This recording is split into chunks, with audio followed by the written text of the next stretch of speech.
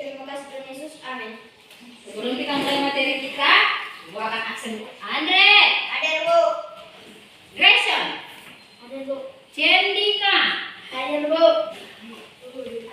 Minggu yang lewat, materi kita tentang apa? Tentang ibadah Ibadahlah sebab Tuhan itu baik. Kalau sekarang materi kita tentang apa? baca. Kita lihat dulu apa yang menjadi tujuan pelajaran kita hari ini. Siswa mampu menyebutkan manfaat membaca Alkitab secara utuh. Siswa mampu menjelaskan fungsi dan tujuan firman Tuhan dengan tulisan yang ada. Materi kita hari ini adalah tentang bacalah dan lakukanlah. Tentang apa yang kita baca? Firman Tuhan. Firman Tuhan. Firman Tuhan itu sama dengan apa? Alkitab. Alkitab bagus. Siapa yang bawa Alkitab? Tunjukkan dulu Alkitabnya semuanya. Ya, sebelum kita masuk ke dalam materi ini, apa yang kita baca nanti, kau lihat dulu dalam buku. Ada di situ sebuah cerita.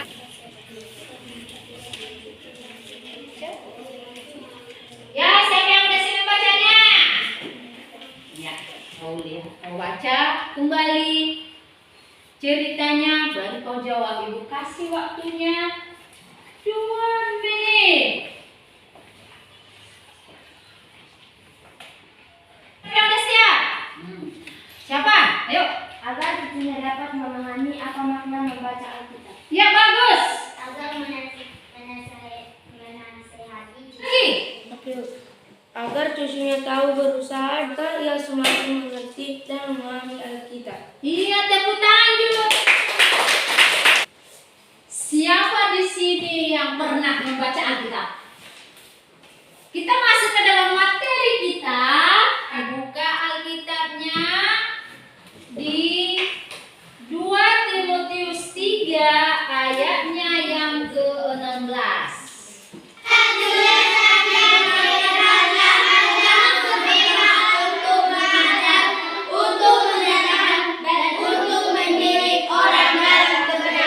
Perhatikan dulu, ada sebuah tayangan. Apa itu manfaat Alkitab? Dari tanah Ethiopia. Kemudian berkatalah seorang malaikat Tuhan kepada Filipus, katanya, bangunlah dan berangkatlah ke sebelah selatan, menurut jalan yang turun dari Yerusalem ke Gaza. Jalan itu jalan yang sunyi. Lalu berangkatlah Filipus. Adalah seorang Ethiopia, seorang sida-sida, pembesar dan kepala perbendaharaan Sri Kandake, Ratu Negeri Ethiopia, yang pergi ke Yerusalem untuk beribadah. Sekarang orang itu sedang dalam perjalanan pulang dan duduk dalam keretanya sambil membaca kitab Nabi Yesaya. Lalu kata Roh kepada Filipus, pergilah ke situ dan dekatilah kereta itu. Filipus segera ke situ dan mendengar sida-sida itu sedang membaca kitab Nabi Yesaya. naik dan duduk di sampingnya. Nas yang dibacanya itu berbunyi seperti berikut. Seperti seekor domba, dia dibawa ke pembantaian, dan maka mulailah Filipus berbicara dan bertolak dari nas itu. Ia memberitakan Injil Yesus kepadanya. Mereka melanjutkan perjalanan mereka dan tiba di satu tempat yang ada air. Lalu kata sida-sida itu, "Lihat, di situ ada air. Apakah halangannya jika aku dibaptis?" Sahut Filipus, "Jika Tuhan percaya dengan segenap hati, boleh." Jawabnya, "Aku percaya bahwa Yesus Kristus adalah Anak Allah." Lalu orang Ethiopia itu menyuruh menghentikan kereta itu, dan keduanya turun ke dalam air, baik Filipus maupun sida-sida itu, dan Filipus membaptis dia. Ya, kalian sudah melihat tayangan tentang seorang pejabat dari Ethiopia yang ingin memahami tentang firman Tuhan. Siapakah yang menolong memahami membaca Alkitab? Filipus itu siapa? Nah, kita lihat di dalam 2 Timotius 3 ayat 16 tadi dikatakan, ayo sama-sama dulu.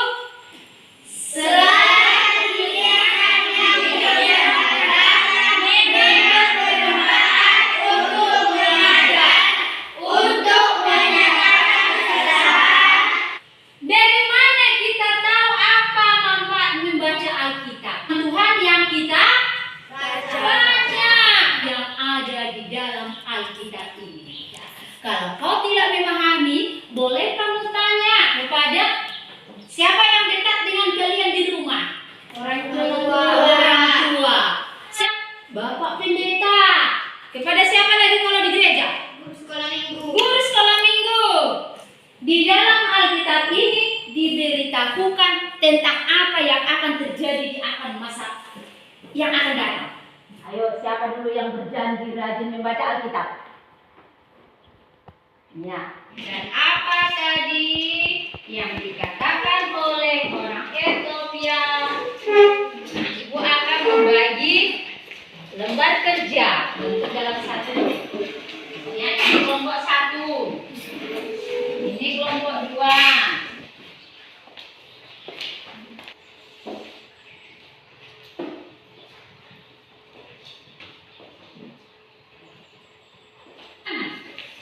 Silakan dulu kita tampilkan bagaimana hasil diskusi kelompok pertama. Kami dari kelompok 1 akan menyampaikan hasil diskusi kami. Apa yang dialami oleh pejabat dari Ethiopia ketika ia membaca gulungan kitab suci yang ia bawa dari Yerusalem? Siapa yang menolongnya untuk memahaminya dan apa yang dilakukannya? Jawab, ia menjadi percaya kepada Yesus Kristus, dan ketika di perjalanan mereka menemukan tempat yang ada air, dan pejabat tersebut meminta untuk dibaptis olehnya dengan baptisan sendiri. Sekian dari kami kelompok 1. Ya, tepuk tangan dulu untuk kelompok 1. Kita tampilkan kelompok 2. Kami dari kelompok 2 ingin mengatakan hasil diskusi kami. 1. Apa yang dialami oleh pejabat dari Ethiopia ketika ia membaca gulungan kitab suci dan ia baca dari Yerusalem di orang dalam kebenaran. Demikian dari kami. Tepuk tangan untuk kelompok 2. Kami dari kelompok 3 akan menyampaikan hasil diskusi kami. Apa yang dialami oleh pejabat dari Ethiopia ketika ia membaca gulungan? Pejabat itu menemukan makna dari teks yang ia baca. Siapa yang menolongnya untuk memahaminya dan apa yang ia lakukan? Filipus. Ia ingin dibaptis oleh Filipus. Ada 4 manfaat firman Tuhan yang ditulis dalam surat Paulus kepada Timotius. Tepuk tangan untuk kelompok 3. Kami dari diskusi kami. Apa yang dialami oleh pejabat dari Ethiopia ketika ia membaca gulungan kitab suci yang ia bawa dari Yerusalem? Siapa yang menolongnya untuk memahaminya dan apa yang ia lakukan? Pejabat itu menemukan makna dari teks yang ia baca. Filipus membaptis pejabat itu. Ada 4 manfaat firman Tuhan yang ditulis dalam surat Paulus kepada Timotius. 1. Untuk mengajar. 2. Untuk mengatakan kesalahan. 3. Untuk memperbaiki kelakuan. 4. Untuk mendidik orang dalam kebenaran. Sekian dari kami kelompok 4. Ya, tepuk tangan untuk kelompok 4. Ya, Ibu akan menyimpulkan kenapa kita harus membaca Alkitab. Karena di dalam Alkitab ini semuanya terdapat tentang firman Tuhan yang akan datang, yang akan terjadi hari ini, yang terjadi hari esok, yang terjadi hari yang akan datang. Semuanya terdapat di dalam Alkitab ini. Ya, kamu sudah memahaminya? Dan di dalam Alkitab ini tadi yang tertulis dalam 2 Timotius 3 ayat 16 tadi ada 4 hal yang perlu kamu pahami, yaitu di dalam Timotius 3 ayat 16 itu apa dikatakan tentang apa? 4 hal itu yaitu tentang Untuk mengajar, untuk menyatakan kesalahan, untuk memperbaiki kelakuan, untuk mendidik orang dalam kebenaran. Nah, yang pertama dulu Ibu tanya, untuk mengajar. Apa contoh untuk mengajar untuk apa? Mengajar firman Tuhan kepada teman-teman. Mengajar firman Tuhan kepada teman-teman. Kalau misalnya ada orang yang berbuat jahat, Kita menasihatinya dengan kebaikan. iya, baru ada kelakuannya yang jahat. Misalnya dia tiap hari mencuri. Apa yang kita lakukan? Menasihatinya agar dia memperbaiki kelakuannya. Iya, bagus. Supaya tidak Mencuri lagi. Kalau tiap hari ada temannya misalnya, dia selalu menyakiti temannya. Apa yang kau lakukan? Kita harus menasihati dia supaya dia tidak mencuri temannya lagi. Iya, bagus. Siapa lagi? Misalnya ada lagi orang yang selalu kerjaannya bercakap kasar. Apa yang kau lakukan? Menasihatinya agar tidak bercakap kotor lagi. Iya. Ada lagi misalnya orang yang melawan orang tuanya. Apa yang kau lakukan? Menasihatinya agar dia turut kepada orang tuanya. Iya.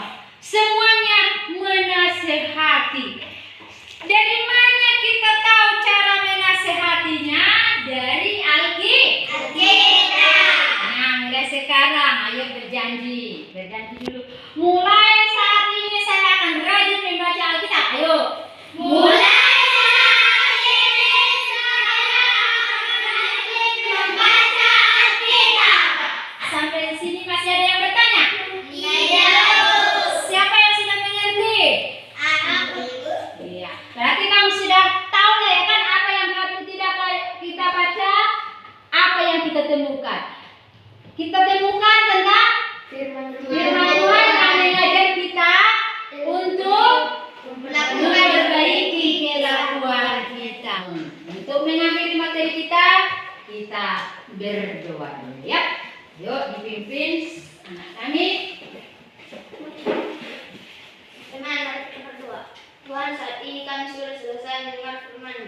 Berikanlah kepada kami kepintaran dan jalan yang benar untuk menuju ke rumah kami.